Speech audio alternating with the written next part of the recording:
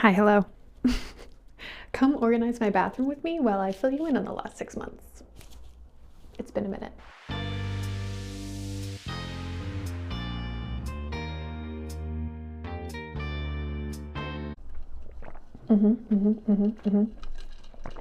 So, it's been several months since I put out a video because life got really busy and crazy, and I have a lot of health updates that I want to give you. So I figured what better way to do that than by taking you along while I organize my filthy bathroom in preparation for endometriosis surgery, which, yes, it is finally booked. It is finally on the calendar, and I am currently in a nesting state, trying to organize my home, make it clean and clear and ready for that time period. And also, we're in the luteal phase, if you could not tell. Okay, well, this is the bathroom. If you remember from the bathroom makeover from over the summer, it's a little bit of a mess right now, but hi. Basically, for storage, I've got this under the sink cabinet that is literally overflowing, even though I just cleaned it out like a month ago. We've got the mirror cabinet thing, and we keep a separate bin in the closet of like back stock bathroom crap that is just a disaster. So I think I'm going to start here.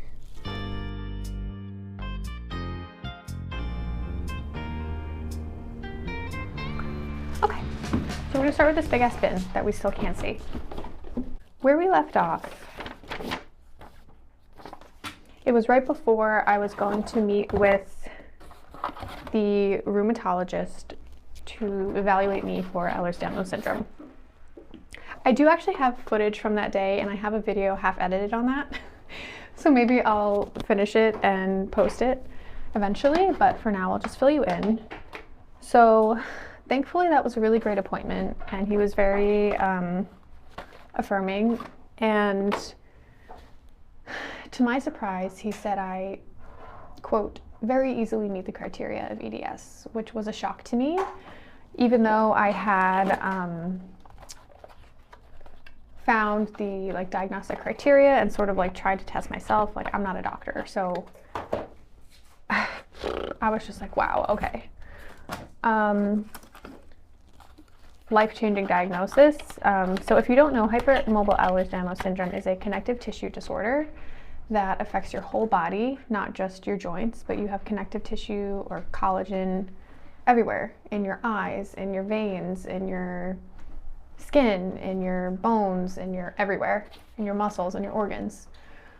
So EDS for short is connective tissue disorder, and there are 13 different types of EDS. I have the hypermobile type, which means that my body moves more than it's supposed to. So the joints are too flexible, the skin is kind of extra, but it also poses risks for injury, like dislocations and subluxations, which are partial dislocations. I experienced those, I think, quite a bit. I just didn't know that's what they were. Cervical instability, which is neck issues, which I have had for years, so that all makes sense. And also it can pose risks for surgery, which is relevant for me because I am going in for endometriosis surgery 2 weeks from Tuesday. I'm so nervous, can you tell? Okay. Wow, and you know what's kind of funny that I just picked up out of this bin? This is a Dutch test. It's a big biological test. I think it tests like minerals and vitamins in your body and levels and hormones and everything. And this was recommended to me by the first doctor that I met with for endometriosis, but it's like $500, so I never sent it in.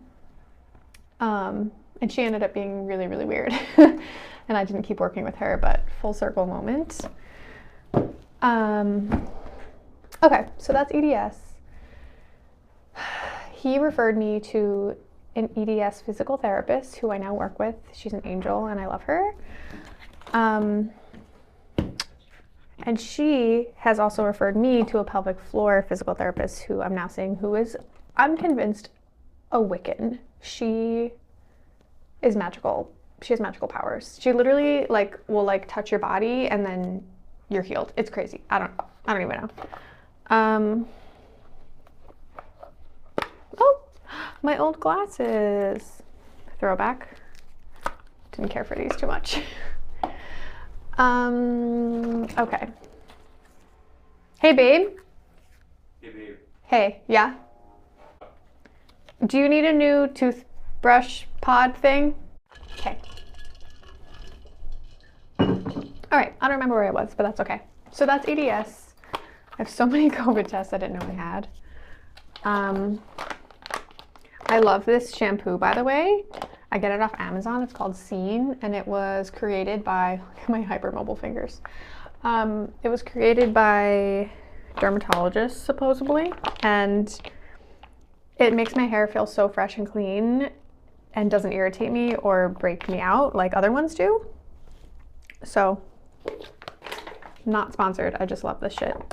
And it lasts a long time. Normally, I wouldn't spend this much because I think one of these is like $90, but it lasts 6 months. So, okay. Anyway, what's in this bag? A beach sunscreen bag with cough drops. She's full of mystery. Q-tips, more contacts. Why do I feel like I just had a dream that I ordered more contacts and I've literally had these for like 3 years? Oh, so in that appointment, they took the most blood that I've ever had taken in my life, like literally 5,000 vials, I think, close to that amount. And from that blood work, they said there were no, let's see if I can remember this. Okay, I don't remember, but the results were I basically have Hashimoto's thyroiditis or whatever, which is an autoimmune thyroid disorder where your immune system attacks your thyroid and eventually can cause hypothyroidism, which I already have subclinically, I think. So I think that's technically an autoimmune disease, right? But I don't have markers for any other ones, which is good news. So fast forward, I was waiting till October to meet the endocrinologist. She was horrible and told me, yes, you have Hashimoto's and you're still young, so why don't we, literally, she was like, why don't we wait a few decades and then we'll treat you when it's really bad. What? So I went to a new one and she's really great, and she started me on Synthroid or levothyroxine, one of those thyroid medications, and within 6 weeks my thyroid levels are normal.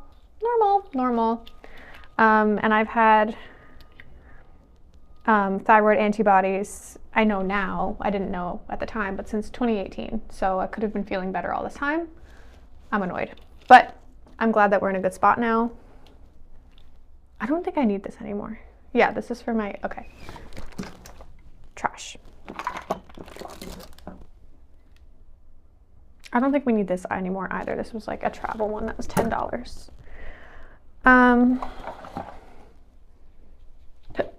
Need more nail polish remover, deodorant.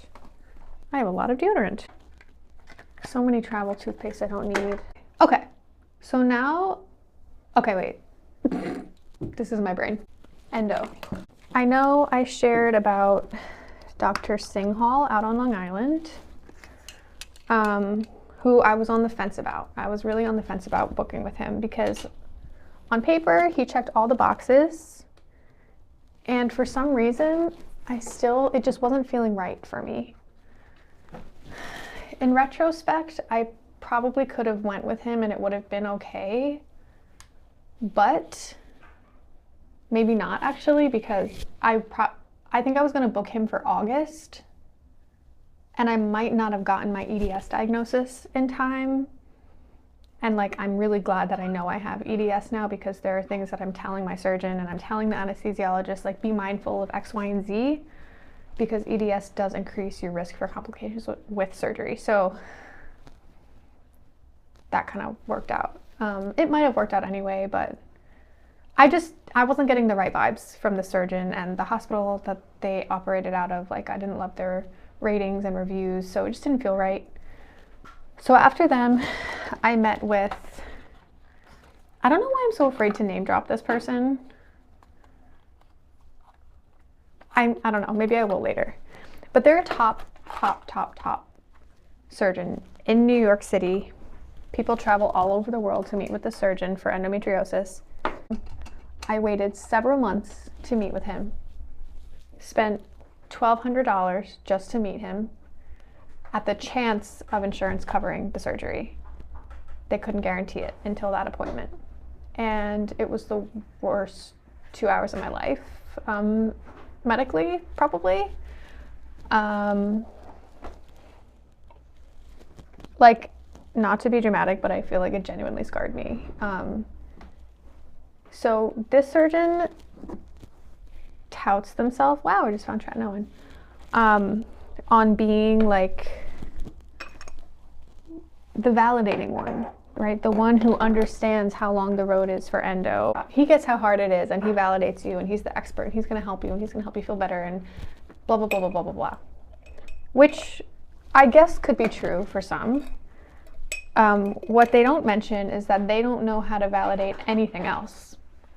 So this was about 3 weeks after I got the EDS diagnosis. I met with this doctor, and like any new doctor, especially a surgeon, when you do the intake forms, they're going to ask you, like, do you have any other medical conditions? What's your medical history? What medications are you on? What blah, blah, blah. So I filled it out, of course. Like, it's important that my surgeon knows like my comorbid conditions and whatever.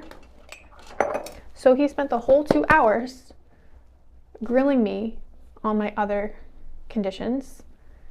He told me that they are all garbage diagnoses, referring to like POTS and EDS and my brain injury. He was questioning me. Like, I felt like I was in an interrogation. He was like, how many doctors told you you have this? Why would you believe them? Only 2? Oh, I've never heard of that doctor. Oh, you have EDS? Bend your finger all the way back to your arm. If you can't touch, I've seen patients who their finger touches their arm. If you can't do that, you don't have EDS. Like crazy shit like that. But in the same breath, he was like, I can't speak to these other conditions. I'm only an endo doctor. And I repeatedly was like, yeah, like that's why I'm here. Like, let's talk about endo, you know? And then, so he did an ultrasound, which was traumatic to say the least. And at the end of it, he was like, yeah, like I think you have endo, like you're a candidate for surgery, but like I don't think you have late stage, like this other doctor said, referring to Dr. Singhal. And I don't agree with the colonoscopy that they couldn't get the scope in because there was diseased tissue. I don't feel that. I can feel endo with my hands. I didn't feel anything there. So that sent me into a spiral. Because anyone with endo or invisible illness or chronic illness knows that you're doubted your whole life. So to have such an expert doubt the fuck out of you. Sorry, I'm just reaching over here. Oh, hello. Knew that was gonna happen. Okay, anyway, sorry. This is turning out to be very chaotic.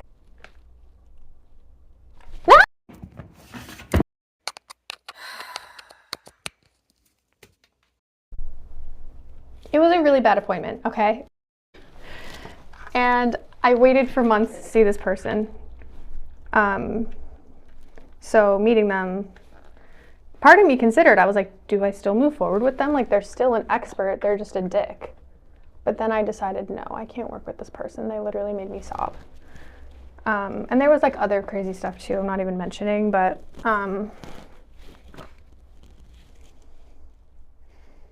so that sent me back several months.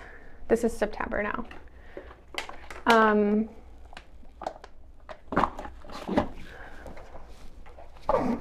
So then I had to go back to the drawing board, and by some serendipity, multiple people in my life recommended another surgeon who is actually the first surgeon that I found and wanted when I thought, do I have endometriosis? Let me like Google about this, and I picked this surgeon out.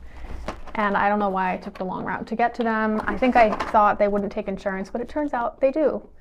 And so I have selected my surgeon. I don't know why, same thing. I'm like feeling weird about dropping the name right now, but I definitely will, like, post-surgery.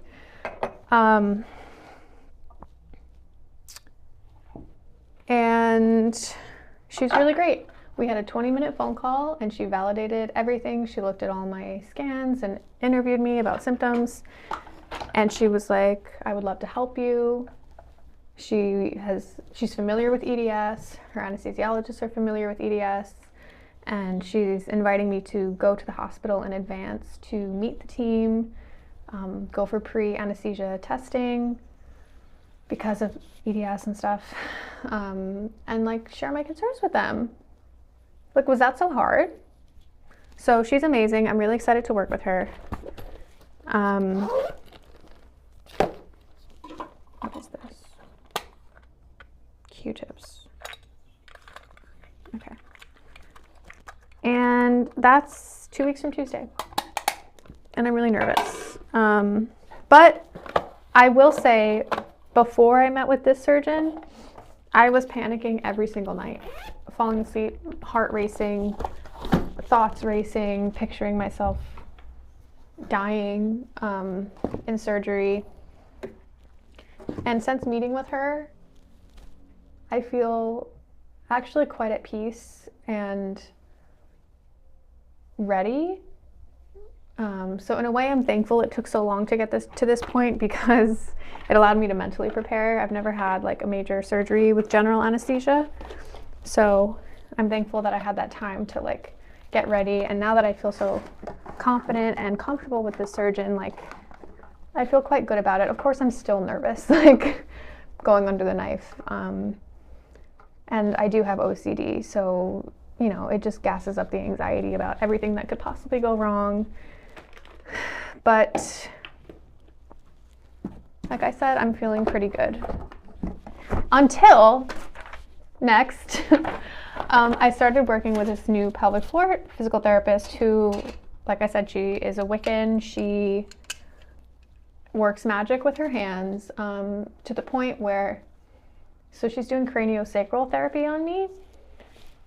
And she worked on a ligament in my pelvis that she said was like pulling or something the day before my period was due to start. And it was one of the easiest periods I've had in at least a decade.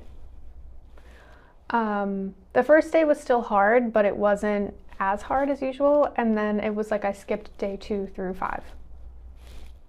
So this question came up of like, do we postpone the surgery? Do I need surgery? Do I even have endo? I was really spiraling until I decided, you know what? No, like there are still so many other signs that point to endo, and 1 in 7 women have it. I think I'd be doing a disservice to myself if I didn't go in to try to find out, especially because the only way to diagnose endometriosis is with surgery. So we're gonna move forward with it. And it's not like my period was lovely. Like it was just more tolerable than usual. So that was scary. I can't fit anything else in this bin. That's why I'm just kind of sitting here not doing anything. Oh, maybe I can put this in here. The Dutch test. Okay, what else? We talked about pelvic floor gait. We talked about surgeon gait. We talked about EDS. We talked about Hashimoto's. Oh, visceroptosis. Basically, I discovered on my pelvic MRI from May that my colon is like the wrong fucking shape. Like, your colon is supposed to go like this. Like a big, like upside down U. And my colon is like this. And nobody mentioned it. Not the radiologist, not my gynecologist, not my gastroenterologist who looked at it, not a bunch of other doctors who looked at it. So I was like, what the fuck? And I even met with, they all were like, well, go see a colorectal surgeon to be sure it's nothing crazy. And even he was like, it looks normal to me. But it couldn't look any more abnormal. And I like have pain and symptoms. And in my own research, I learned that, so there's a condition called visceroptosis. which is basically prolapse of the abdominal organs.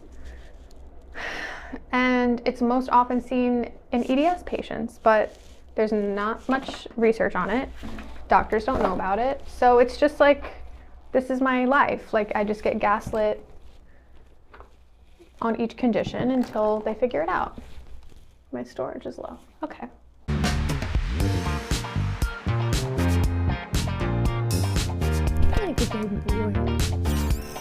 Okay, now I'm gonna work under here. There also was what I'll call gluten-gate, which I was kind of waiting for a doctor to tell me I need to give up gluten and dairy, because I know a lot of people with endometriosis find relief in giving up gluten and dairy, and same thing with any autoimmune disease. There's even more restrictions, but I love to eat, and I worked really hard to heal my relationship with food and just like diet culture in general, you know? I think it's hard for anybody.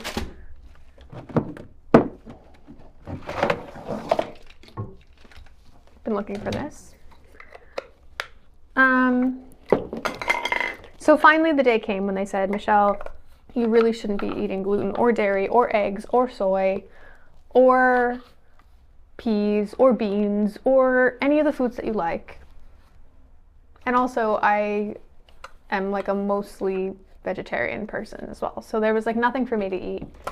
And I tried it for a week and I got so sick, like violently ill, and so upset that I was like, oh no, this doesn't work for me. So I am looking into like food intolerance testing or allergy testing, because it doesn't make sense to me like to torture myself when there's testing out there. So TBD on that, but for now I'm just gonna eat what I like, because it's, and not just what I like, but the things that I've spent the last several years like trying to get in touch with my body and like understand like what feels good when I eat it, what doesn't feel good when I eat it, and like I've found those things, so I'd like to keep doing that. Okay, so like I said, I emptied this out sort of recently, but I feel like I just don't have the right like storage solutions or bins or whatever. Everything just ends up getting thrown like a big pile after a week. But I try to keep things in containers. So this is like hair shit, like hair ties and hair products.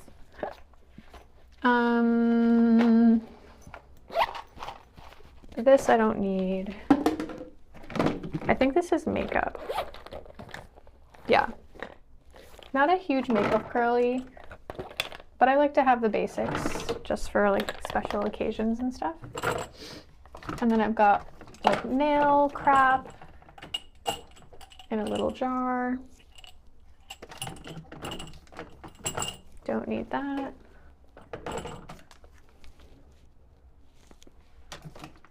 Some rose water from my mom. Oh, Tylenol. Okay, so this reminds me. I'm going to make a little surgery cart with like, you know, those like rolling cute 3-tier carts. I have one. I cleaned out the closet a few days ago, emptied it out, so it's ready to go.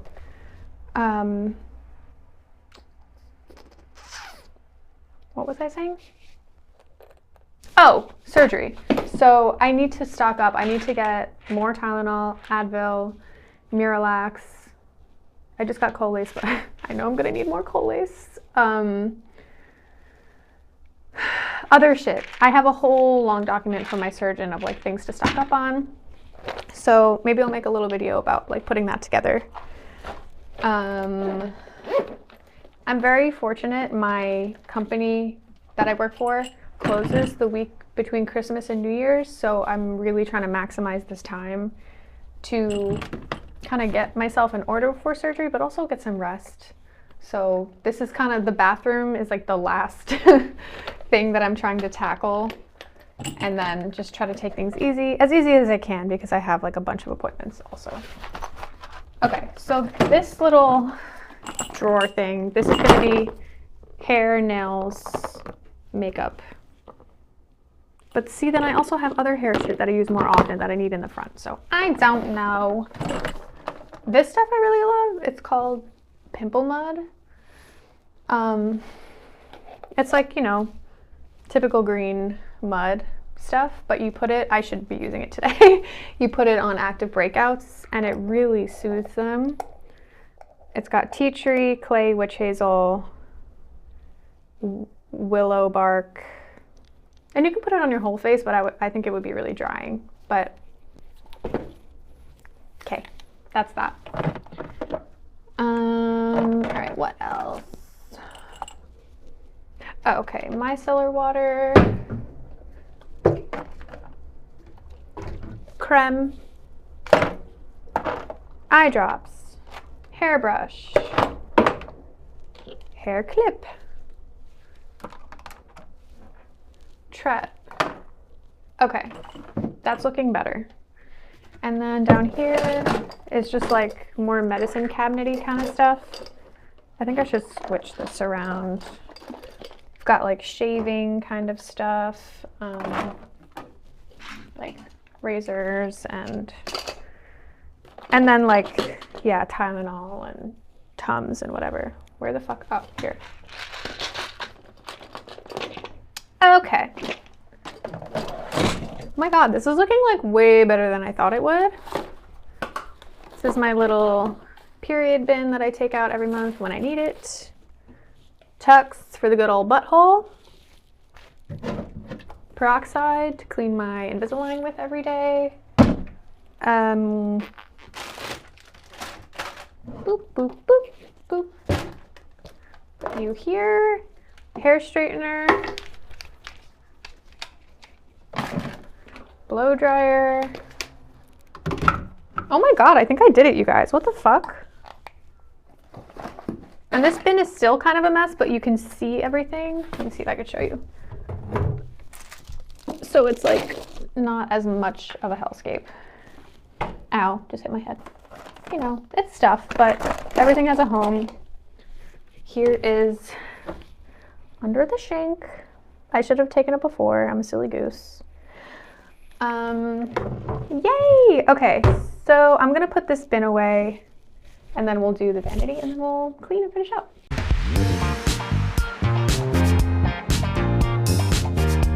Okay, so those are the broad strokes. Thank you for listening, and you know, if anybody's out there going through something similar, I just want to validate it's really fucking hard. I think people don't really realize like how much goes into it, that like work that it takes every single day to manage chronic health conditions, especially in the US healthcare system. Shout out #Luigi. If you know, you know. And if you know, I'm sorry, because it's really hard. Yeah, there's even more I could go into, but I think that's like the big stuff. But for now, clean with me. So I'm gonna try to like actually clean the bathroom at the same time as I organize the vanity. I love this stuff for the turlet. If I can open it. Okay, good, good. Okay, we got it. I'm not gonna make you look at my toilet. Whoop. All right, great. So we'll let that sit while we do the next stuff. Okie dokie then. I like using little jars for storage solutions. Like storage and organizing, home organizing can be really aesthetic and cute and perfect. I hate to even use that word, but it also can be affordable and sustainable. And most importantly, functional, right? It's kind of the point. So I'm going to repurpose this jar to hold our toothbrushes. Okay, world's most chaotic video. Just changed our toothbrushes today, which is such a nice feeling. Sorry, I'm like towering over you guys.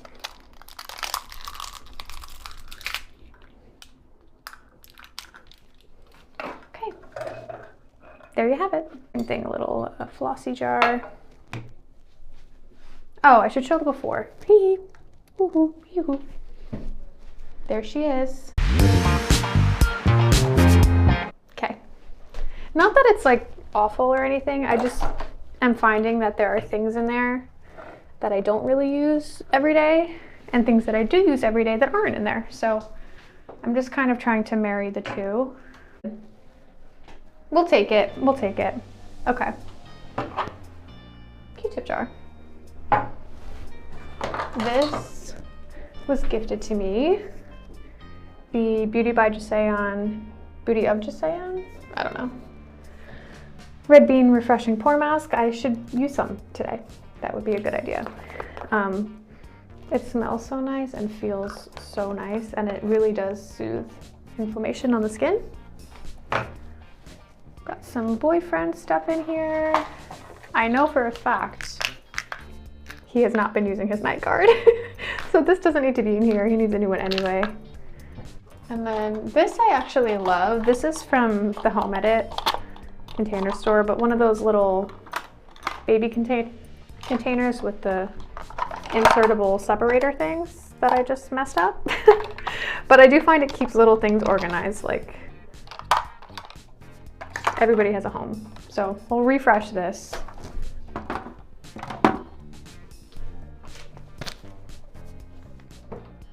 Another jar.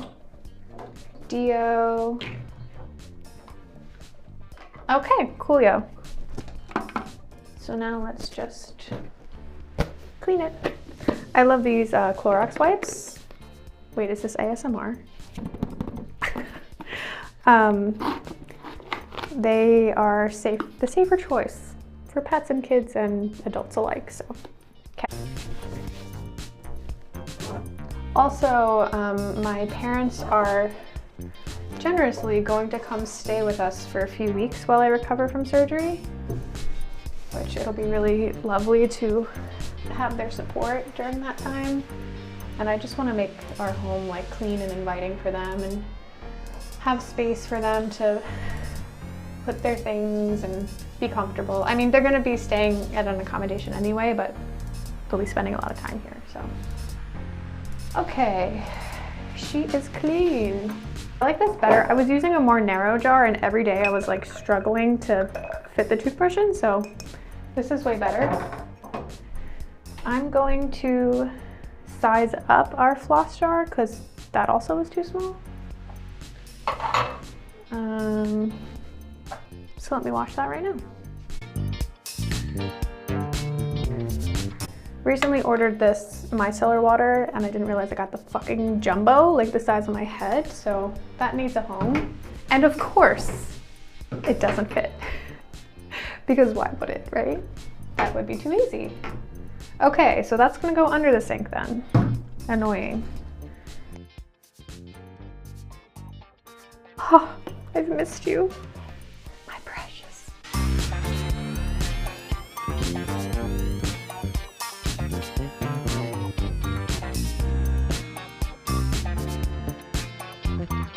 Okay, wherever you are, hope you're having a good day and taking care of yourself if you can.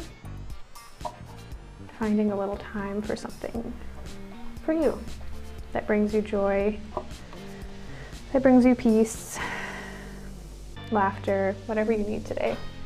Hope you get that.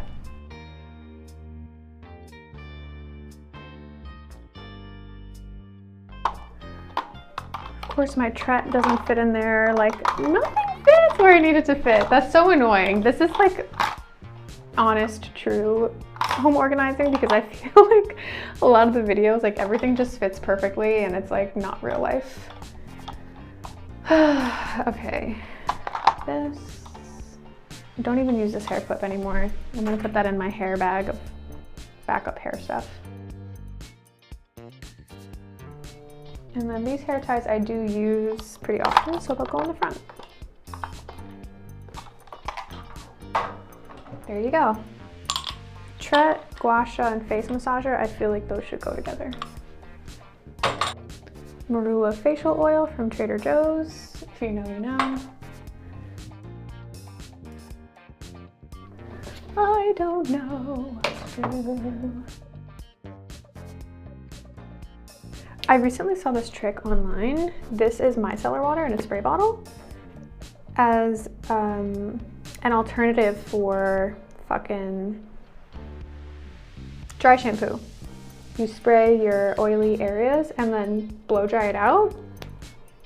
And I got the rose one, so hopefully it's like refreshing for the scalp, and I'm hoping this will cut it for surgery because I don't think you can shower for like 4 days. Okay. What else? Okay, we're like almost there.